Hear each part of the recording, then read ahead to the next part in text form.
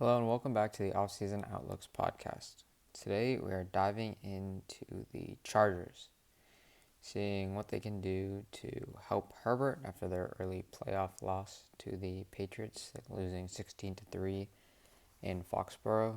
They never really had a chance in that game. Just an abysmal performance all around, including Justin Herbert. No fault off him, but it was really a culmination of a season of injuries on the O-line, prohibiting their offense from ever getting going. Their defense, I thought, really outplayed their position this season, finishing with the 28th rated PFF offense, 10th rated PFF defense. Coaching-wise, they hired Mike McDaniel as the OC. Obviously, Harbaugh stays as head coach. Jesse Minter, a couple hours ago, just took the job as the Ravens head coach. So, the Chargers have a lot of cap maneuverability, coming in with $85 million in available cap. That's fourth in the NFL. They are last in cap spend for this season. I want more. I'm bumping that up to $100 million with some cuts. First thing I'm doing is I am looking at the O-line, which was atrocious.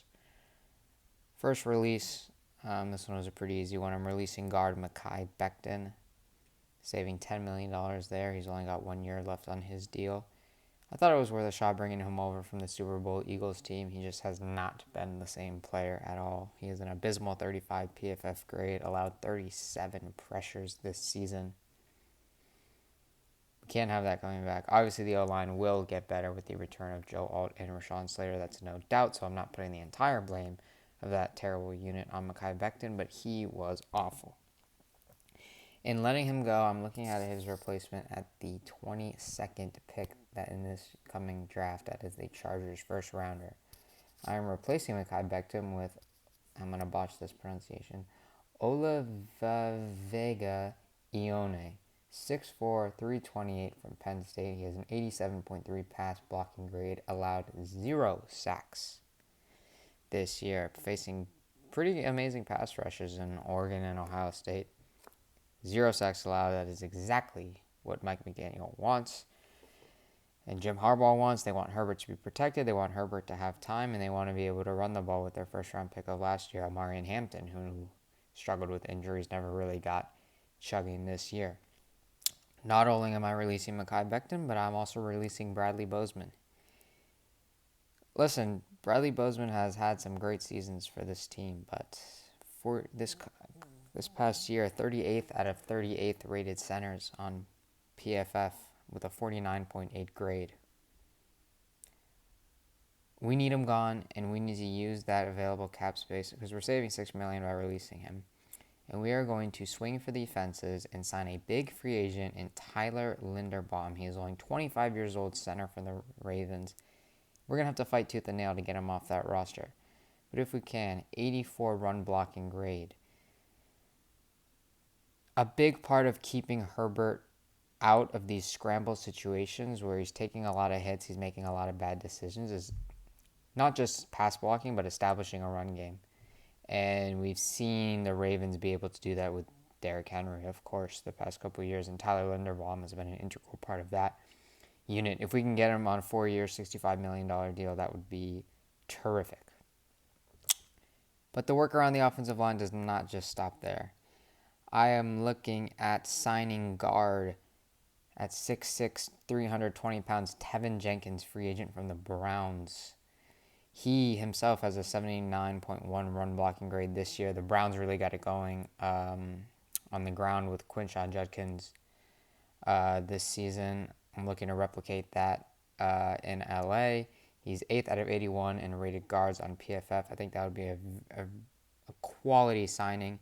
And in doing that, we're going to let free agent left guard Zion Johnson walk. Johnson only a 56.8 PFF grade. That puts him at 54 out of 80 guards. So our new front five at left tackle, we're going to have Rashawn Slater. Then we have our first round pick, Vavega Ione. Tyler Linderbaum at center. The other guard is going to be Tevin Jenkins. And then Joe Alt at right tackle. If this can be our front five, Mike McDaniel can turn this offense around with that front five, and Herbert will be protected, and the offense can really get rolling. He can have time to hit his weapons in Ladd McConkey And with Ladd McConkey downfield, along with Quentin Johnston, if he won't drop, if he fixes his drop issues, which I think he did this season.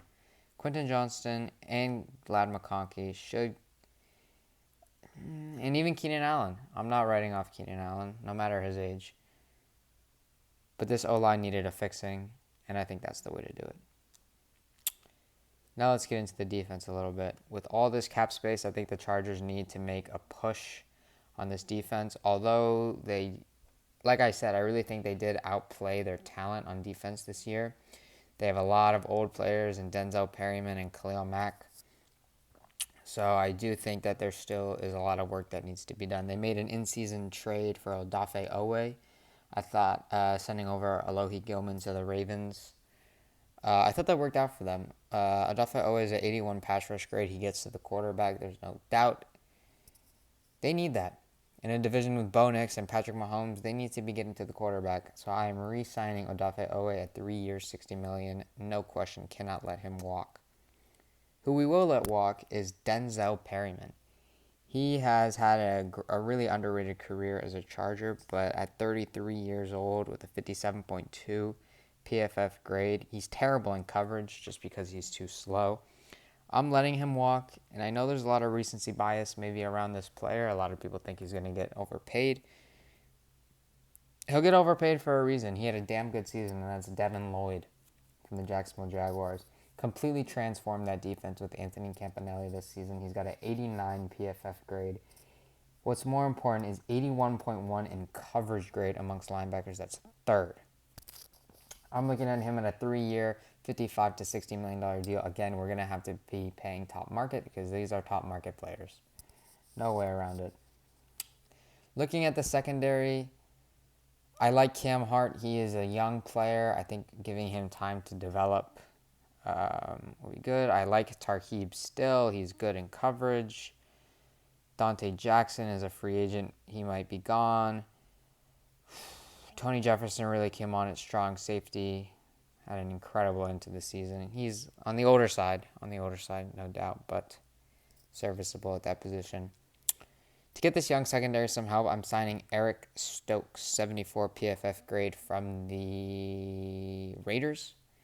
I'm looking at him at a 3-year, $20 million deal. There are other top corners that are available in free agency, such as Tariq Woolen. They're expensive.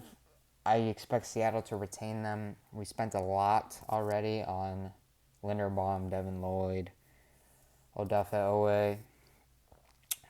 But I think Eric Stokes can have an immediate impact on this defense. So, these are just some ideas. The main goal was revamping that front five for Herbert in this offense. If they can get it rolling, I really think that the Chargers have a chance to contend this year. Obviously, they're in a very tough division, but Justin Herbert's a special player, and special players need protection, and they need attention. And that is what the Chargers need to give the offensive line this offseason. This has been Offseason Outlook. Thank you for listening. I'll catch you guys next time.